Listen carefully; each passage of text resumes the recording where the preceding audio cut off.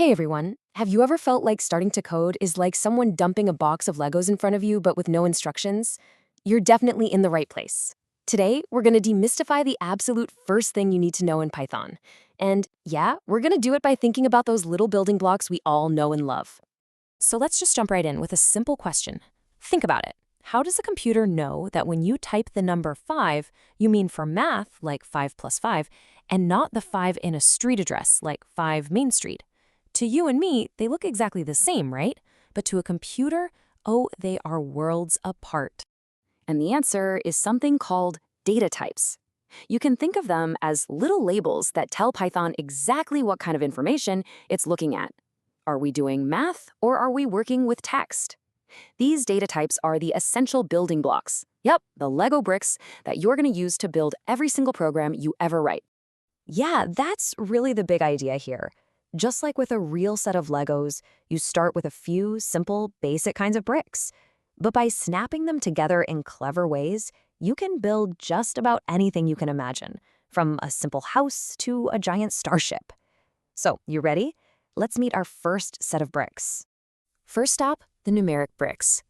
These are the pieces you'll reach for whenever you're dealing with numbers, whether it's for counting things, doing calculations, or measuring stuff.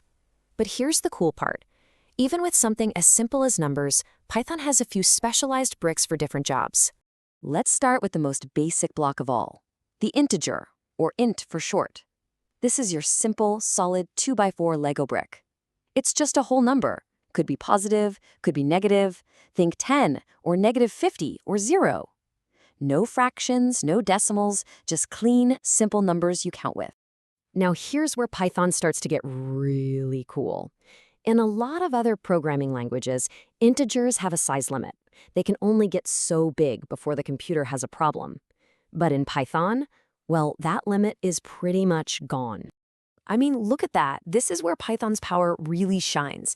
You can throw these gigantic, mind-bogglingly huge numbers at it, and Python just handles it. No problem, no breaking a sweat. The only real limit is how much memory your computer has.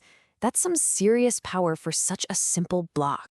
Now, sometimes you might see numbers that look a little weird with prefixes like 0b or 0x. Don't let them scare you. They're just little labels. It's how you tell Python, hey, I'm not talking in our normal base 10, I'm talking in binary or hexadecimal. You see this a lot with things like web colors. It's still just an integer underneath, just dressed up a little differently. Okay, so what if you need more precision? What about fractions? That's where our next brick comes in, the float. This is your precision block. Anytime you need a number with a decimal point, for money, for science, for anything that isn't a whole number, you'll use a float. And for those super tiny or super huge numbers, you can even use scientific notation with that little e. All right, we've got our basic number bricks down. Now let's get into the really interesting stuff, the special parts.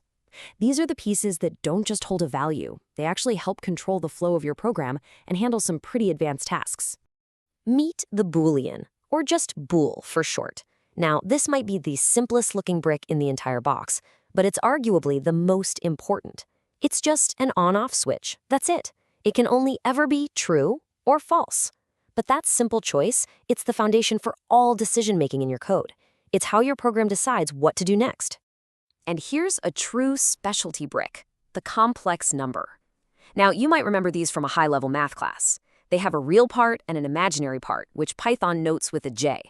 You're probably not going to use these every day, but the fact that they're built right in just shows you how powerful and versatile Python really is, especially for science and engineering. Okay, now for what might be the most versatile, most used brick in our entire collection. We've handled numbers and we've handled logic, but what about words? Sentences, names, paragraphs? For all of that, we need strings. So what is a string? It's simple. It's just a sequence of characters. Letters, numbers, symbols, spaces, you name it, all strung together.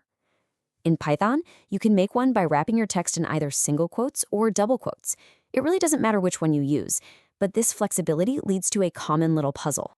Okay, so check this out. What happens when you need to put an apostrophe, which is just a single quote, inside a string that you've already wrapped in single quotes? Bam! Python gets totally confused. It sees that second single quote and thinks the string is over, and everything after it is just garbage, and it gives you a syntax error. So how do we fix this? Well, the easiest fix is to just mix and match your quotes. If your string needs to have single quotes inside of it, just wrap the whole thing in double quotes. And if you need double quotes inside, wrap the whole thing in single quotes. Simple, clean, problem solved. But then you're thinking, okay, but what if I need both? Or what if I have a big block of text that spans multiple lines? For that we have the pro move, triple quotes. You can use 3 single quotes or 3 double quotes. When you do that, you can put anything you want inside. Single quotes, double quotes, line breaks, and Python knows exactly what to do. It's the ultimate solution. And just like real Legos, you can snap these string bricks together. If you use the plus sign, you can join them end to end, which is a fancy way of saying concatenation. Or, and this is pretty fun, you can use the multiplication sign to repeat a string as many times as you want. It's a super simple way to build up bigger text from smaller pieces. So, there you have it. We've gathered our fundamental building blocks. We have bricks for whole numbers, bricks for decimals, bricks for making decisions, and bricks for holding text.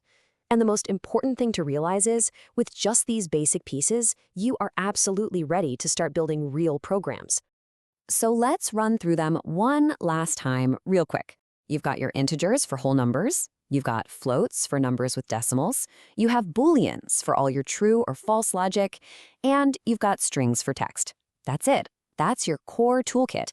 If you can get comfortable with these 4, you've mastered the fundamentals of data in Python. And that brings us to our final thought from the absolute legend, computer scientist Alan Turing. He said, programming is a skill best acquired by practice and example rather than from books. You've seen the pieces now. You understand what they do. The only question left is, what are you going to build?